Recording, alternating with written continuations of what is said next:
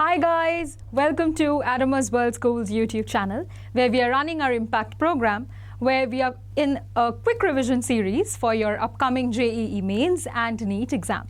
So here I am back again to talk about another chapter related to reproduction, that is reproductive health, and today we are going to एकदम sprint मारेंगे, पूरा chapter को one shot में जल्दी खत्म कर लेंगे.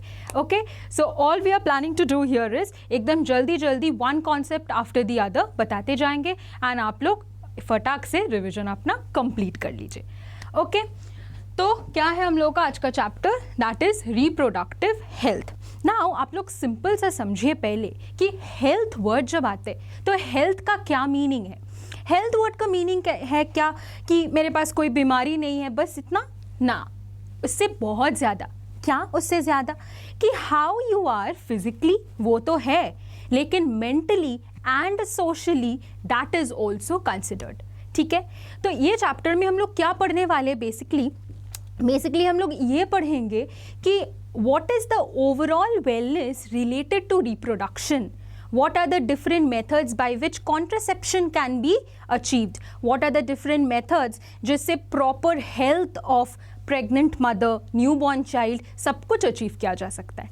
ठीक है, तो बिना ज़्यादा बात के हम लोग चालू कर देते हैं.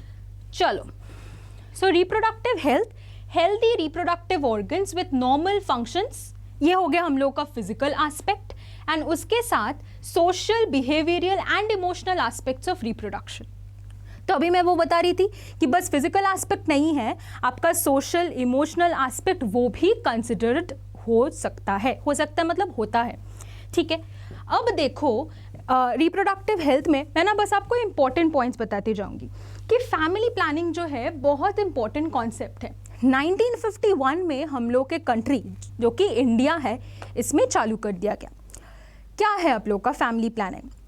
फैमिली प्लानिंग का बेसिक सेंस ये है कि आपका जो प्लान्स एंड प्रोग्राम्स है that have been set by the government to attain total reproductive health as a social goal. मतलब से एक परिवार में आपको, हम लोग रूरल एरियाज़ में ज़्यादा देखने को मिलता है कि एक ही परिवार में 5 बच्चे 6 बच्चे ऐसे हैं, दोनों बच्चे के बीच में एज गैपिंग से 1 साल 2 साल से कम है. तो ये नहीं होना चाहिए because this affects the mother and this also affects the newborn child. बहुत से प्रॉब्लम्स होते हैं, जैसे फाइनेंशियल स्टेबिलिटी नहीं होता है फैमिली में, मदर का हेल्थ डिग्रेड हो जाता है, बच्चों को प्रॉपर एडुकेशन, सिंपल सा खाना ये नहीं मिलता है. ठीक है, तो फैमिली प्लानिंग का क्या क्या है RCH प्रोग्राम्स के अंदर हम लोग इसे पढ़ते हैं. क्या है RCH? Reproductive and child health care. तो ये जो सारे प्रोग्राम्स है इसके अंदर different kind of strategies and methods and rules दिया जाता है कि इसे आप फॉलो कीजिए so that you have a healthy family. आपके लिमिट के अंदर, आपका जितना फाइनेंशियल सिचुएशन है उसके अंदर you have to build a family. Okay, next important concept क्या आता है? amniocentesis. अब चिल्ड्रन आप लोग को ये तो पता है कि amnion चीज़ क्या है ना, कि when a mother is pregnant the fetus inside is well protected inside the amnion, and amnion के अंदर होता है आपका एक fluid जिसका क्या नाम होता है? amniotic fluid. Okay, जैसे आपको यहाँ पे देखने को मिल रहा है, what is the fluid? It is the amniotic fluid.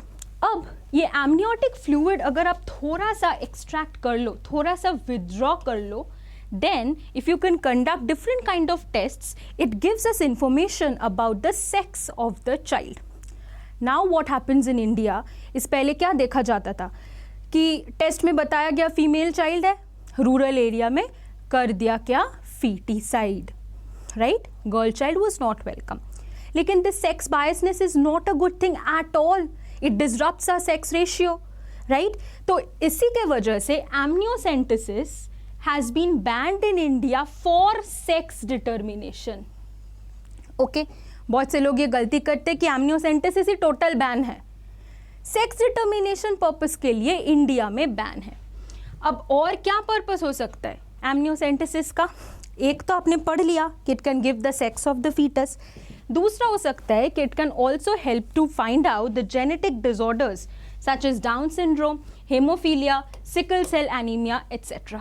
Okay, तो एमनियोसेंटेसिस आपको बताएगा कि फीटस का सर्वाइवेबिलिटी कितना है, मतलब whether this child is going to survive after birth, whether this child is going to be born with some genetic disorders, ये आपको एमनियोसेंटेसिस बता सकता है. परफेक्ट. तो एमनियोसेंटेसिस से क्वेश्चंस आ जाते हैं, अच्छे से समझ लेना. अब देखो, दो इंपॉर्टेंट टर्म्स हैं यहाँ पे, क्या क्या, MMR, IMR. MMR आपका क्या है, मटर्नल मोर्टेलिटी रेट. IMR क्या है, इन्फेंट मोर्टेलिटी रेट. अब मोर्टेलिटी का क्या मतलब, मॉर्टल मतलब somebody who dies, immortal being मतलब डेथ नहीं हो सकते, है ना. तो maternal mortality rate and infant mortality rate is the rate of pregnant mothers passing away right after giving birth, and infants, that is right after birth, they are also dying. So ये जो rate है, these two have come down significantly in the recent times. क्यों? Why have they come down? Because better medical conditions, better medical facilities have been provided to them. ठीक है. Next क्या है देखो, very important concept, हम दो हमारे दो, मतलब हम दो का मतलब क्या हो गया, मॉम एंड डैड, हम दो हमारे दो, वी हैव 2 चिल्ड्रन. ठीक है, so that's the max limit our government has set कि 2 children is the maximum limit a family should have.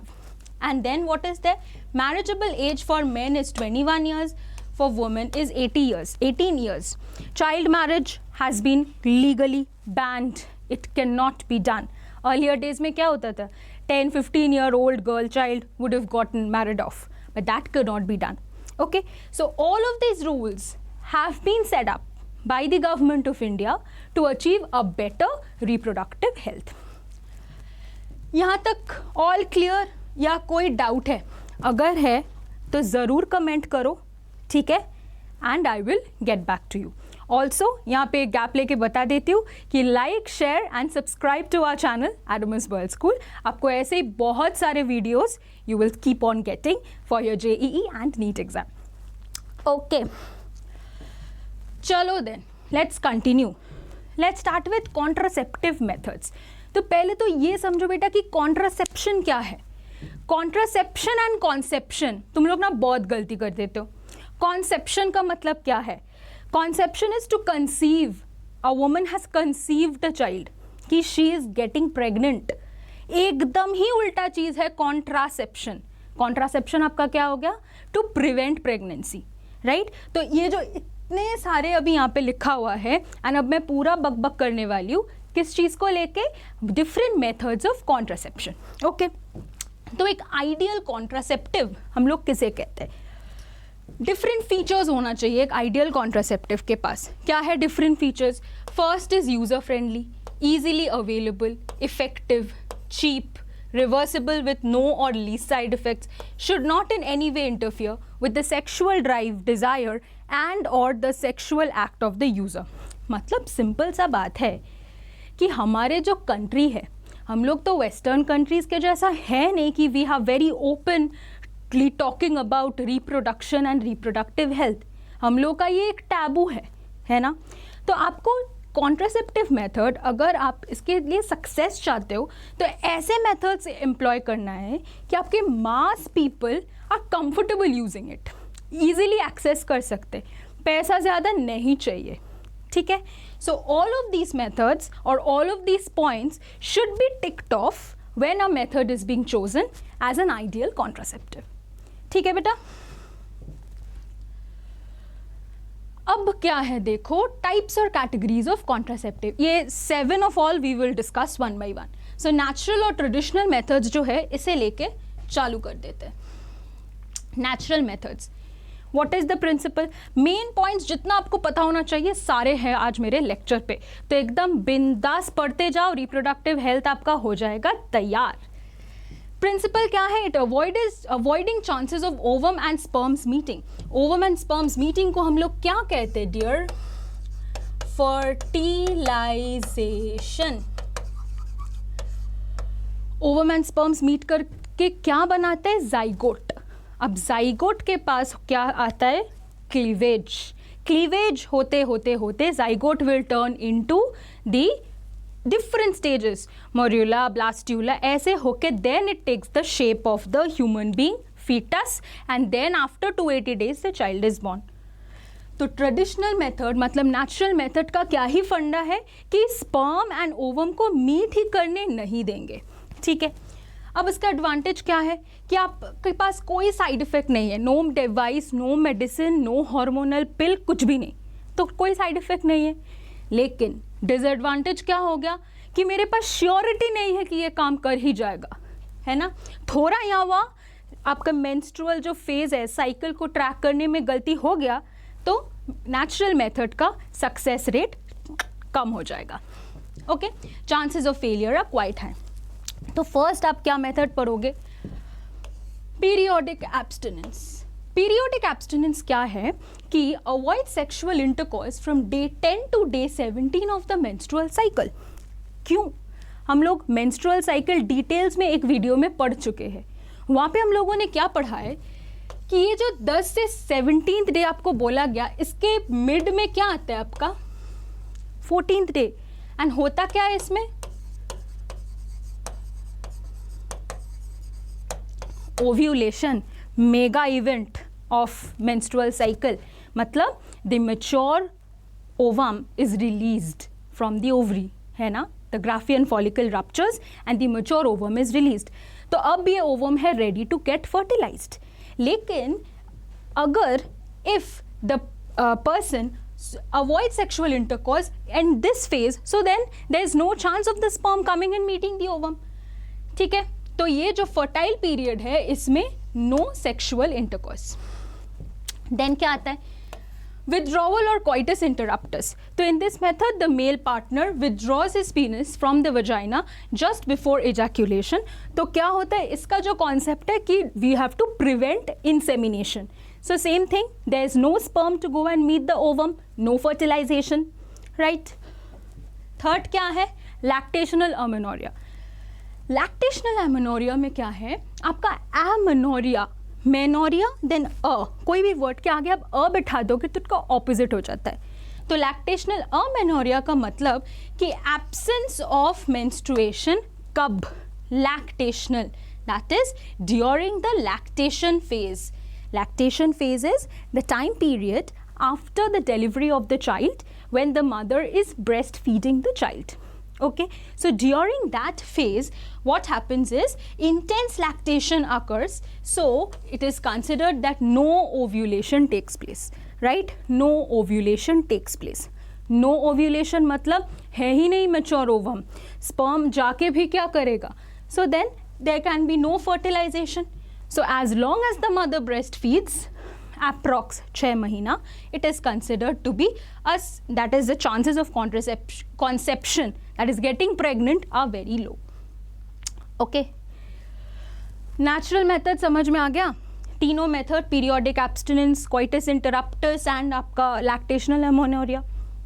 अगर समझ में आ गया तो बैरियर मेथड्स में चलते। अब बैरियर का मीनिंग क्या हुआ, से तुम जा रहे हो स्कूल, तुम्हें हुआ किसी से प्यार, तो एक टीचर है तुम दोनों के एकदम मिडिल में, हम लोग विलेन बन के आ जाते हैं, है ना। तो जैसे कि वी आर द बैरियर कि तुम दोनों को मीट ही नहीं करने दे रहे, सेम थिंग यहाँ पे तुम आर्टिफिशियल कुछ डिवाइस दे के स्पर्म्स एंड ओवम को मीट नहीं करने दे रहे हो। So what are this, ovum and sperms are prevented from physically meeting with the help of barrier. First, the most common लिख देती हूँ मैं,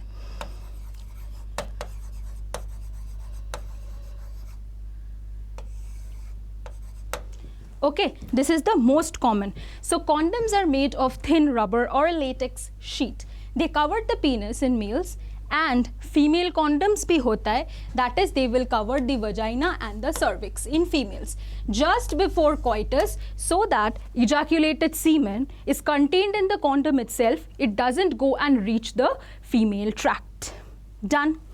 अब क्या है, condoms का additional benefit is that it prevents the transmission of STIs. STIs क्या चीज़ है, sexually transmitted infections, आप इसे STDs भी कह सकते हो, sexually transmitted diseases, that is these are different diseases which can be carried by bacteria, virus and all, and they are transmitted by the fluids of the body. Okay, body fluids से transfer होता है. So that is why use of these methods will prevent the transmission of those virus or bacteria from one affected person to the other. जैसे आपका syphilis, gonorrhoea, ये सब STIs है, these are prevented in passing from the affected person to the other if the barrier method is used. Okay? Questions आते बेटा इसमें. क्या barrier method अगर यूज़ करोगे तो कॉन्ट्रासेप्शन के अलावा आपके पास क्या एडवांटेज आ जाता है? तो ये आएगा, right. And AIDS also, example में एड्स भी आएगा. Now this method, it is disposable, self-inserted, gives privacy to the user. It is also very cheap. Example पूछे ना तो प्लीज़ यही लिख के आना, ज़्यादा आपका जीके मत लगाना यहाँ पे. NCERT का एग्जाम्पल है निरोध, यही लिख के आना. चलो, अच्छा, और क्या है barrier method? Diaphragm, cervical caps and vaults. So barriers are made out of rubber. जैसे आपका कॉन्डम्स भी था रबर, यहाँ पे भी rubber. So they are inserted into the female reproductive tract and अब carefully देखो ये insert हो रहा है female tract में, right? What is it covering? Cervix. It is covering the cervix during coitus. Same thing, they will prevent conception by blocking the entry of sperms to the cervix and they can be reusable. जैसे condoms था non-reusable. Okay. And इसके साथ आपका spermicidal creams, jellies and foams आता है which can enhance the contraceptive ability of these methods. तो यहाँ पे डायग्राम्स देख सकते हो, ये है डायफ्राम, ये है सर्विकल कैप, ये है वॉल्ट कप. सारे के सारे डायग्राम्स आपको NCERT में अच्छे से मिलेगा. Whenever you are studying NCERT, don't just read it line by line, अच्छे से समझो क्या बोला जा रहा है एंड डायग्राम्स को भी साथ ही साथ देखो. ठीक है. Fast forward to IUDs, intrauterine devices. नाम से ही पता चल जाएगा. इंट्रा मतलब क्या? किसी चीज़ के अंदर. इंट्रा किसका? यूटेराइन मतलब यूट्रस का. क्या लगा रहे हो? एक डिवाइस लगा रहे हो. So IUDs are devices which are placed inside the uterus. They are devices inserted in the uterus through the vagina. And ये मेथड क्या है? They have to be done by trained people, doctors और nurses. ऐसे नहीं कि this can be self done just like the barrier method. This has to be done under trained people. Okay, तो यहाँ पे एक आपका एग्जाम्पल दिया गया, एक कॉपर का IUD है and this is another example of a Lippes loop.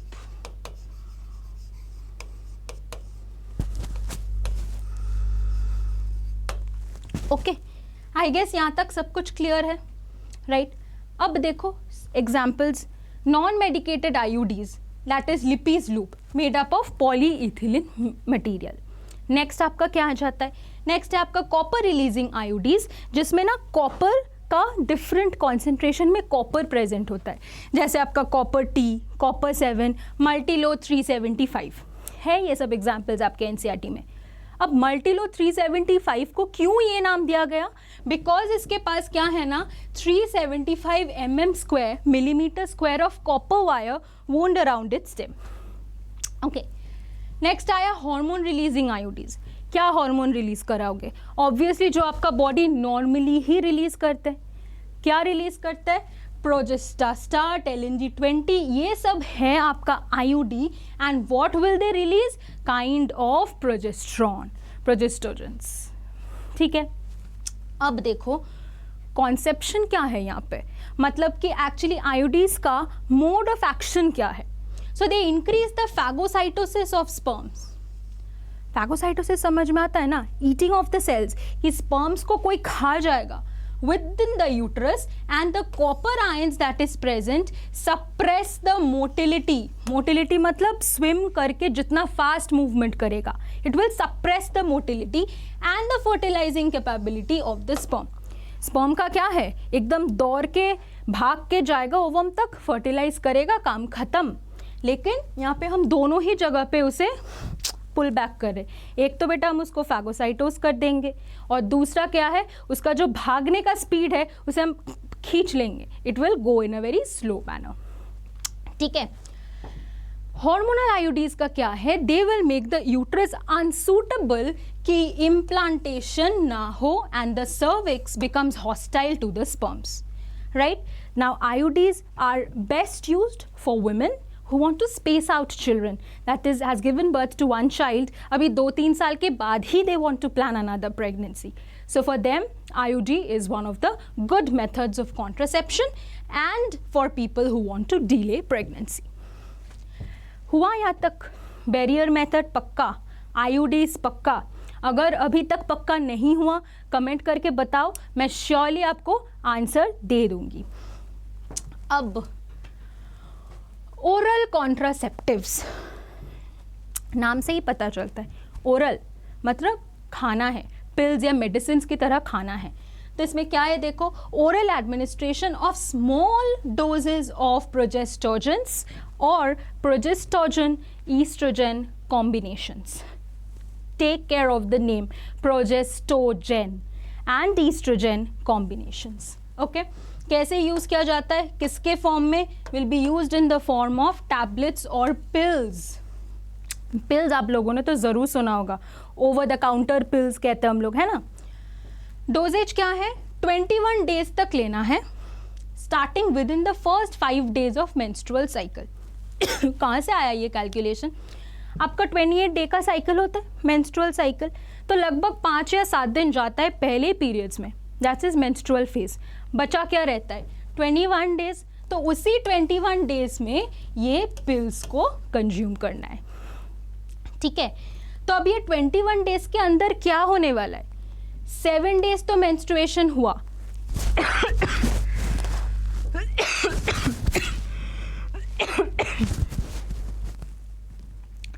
अब बीच में जो 14th डे है ना, 14th डे, ये वाला 14th डे पे क्या होगा, 14th डे पे आपका होगा ओव्यूलेशन. 14th डे में होगा ovulation and then implantation. So these contraceptives are going to inhibit that ovulation and implantation. Fine. So and they also alter the quality of the cervical mucus so that आपका जो sperm entry and movement है वो भी retarded हो जाए. ठीक है, अच्छे से समझ गए. Now pills are very effective, लेकिन इसके पास साइड इफेक्ट्स है थोड़ा कम. they have lesser side effects and they are well accepted by females. Why? Because the success rate is very high.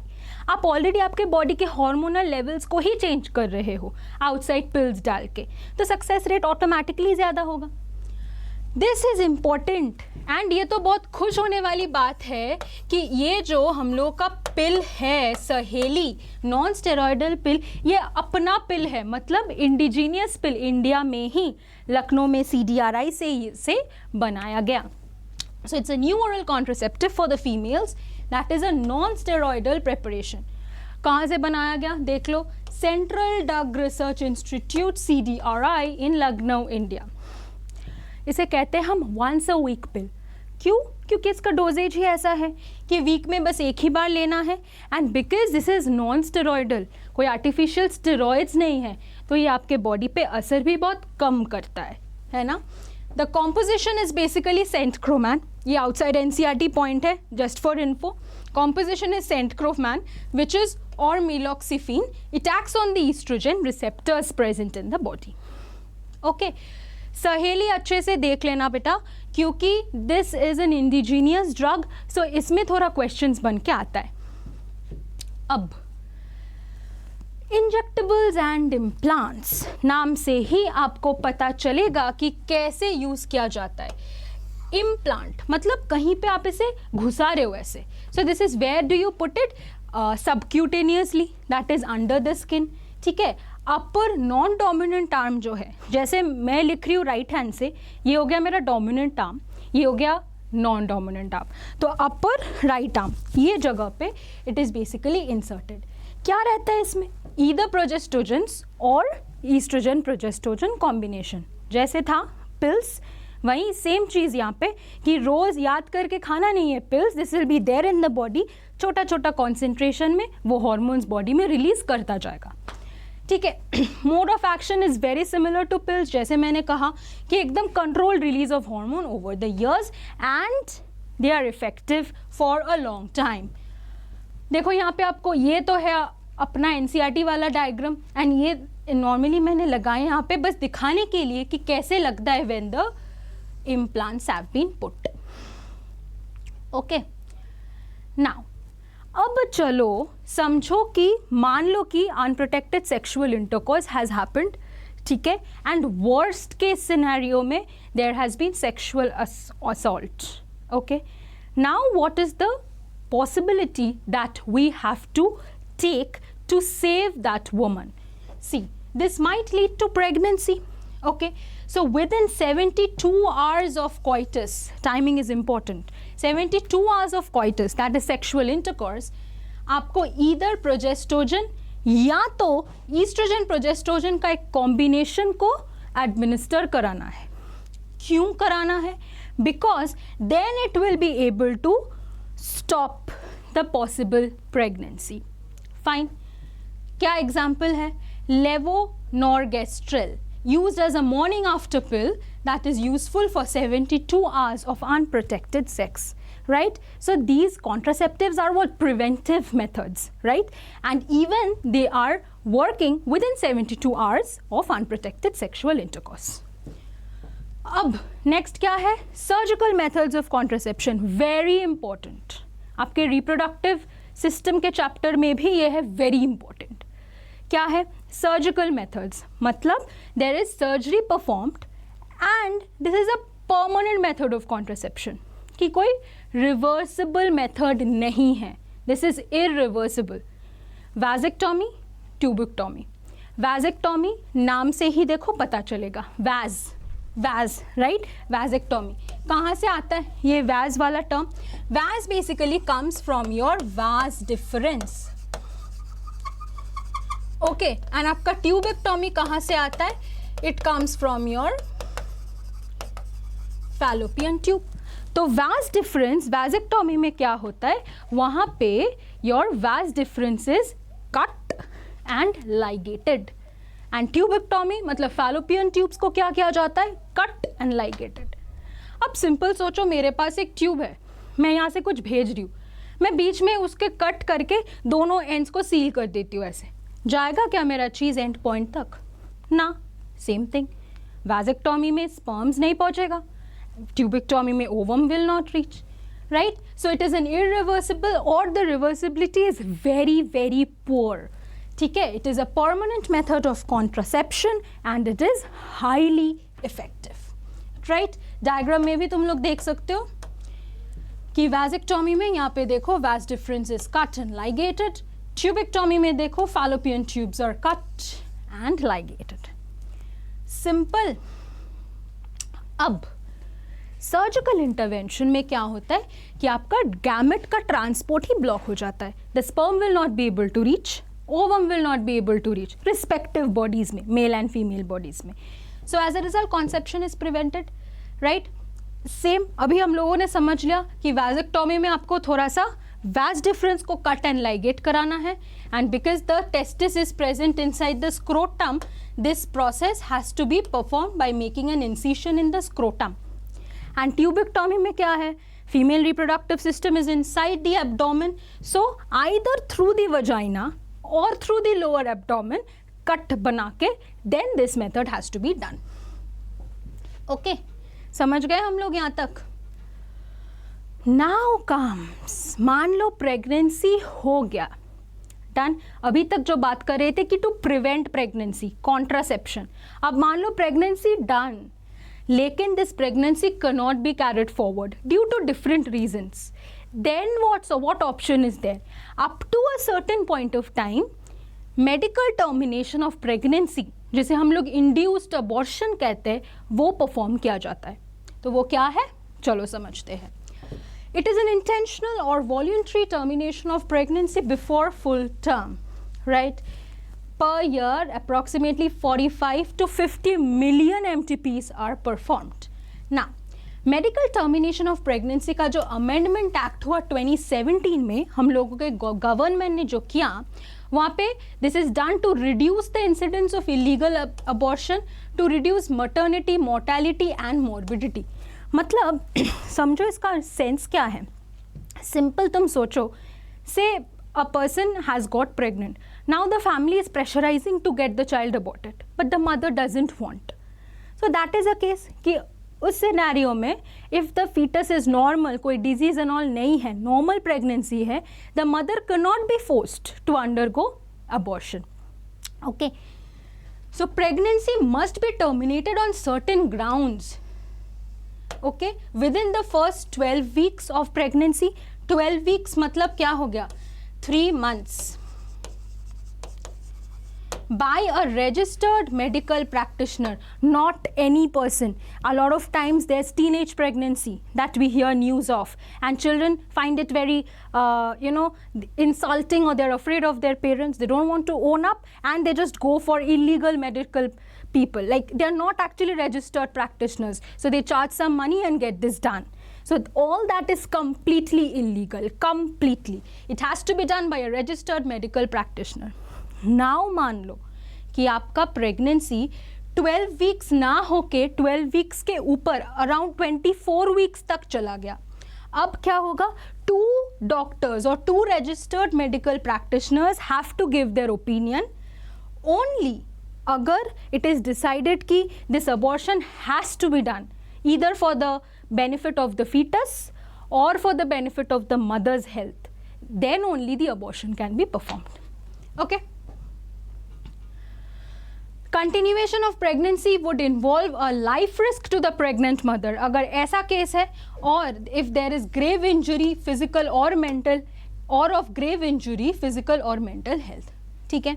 There's a substantial risk that if the child is born, they would suffer from a lot of disorders or abnormalities. Then आपका abortion किया जा सकता है. अब क्या आता है? Sexually transmitted infections या सेक्शुअली ट्रांसमिटेड डिजीजेस, जिसे हम लोग ऑल्सो वेनीरियल डिजीजेस भी कहते हैं. जैसे आपका हो गया HIV, AIDS, syphilis, gonorrhoea etcetera etcetera. कैसे ट्रांसमिट होता है ये? From infected person to non infected person by body fluids, and one of the common route is unprotected sexual intercourse. They are also called venereal diseases or RTIs, reproductive tract infections.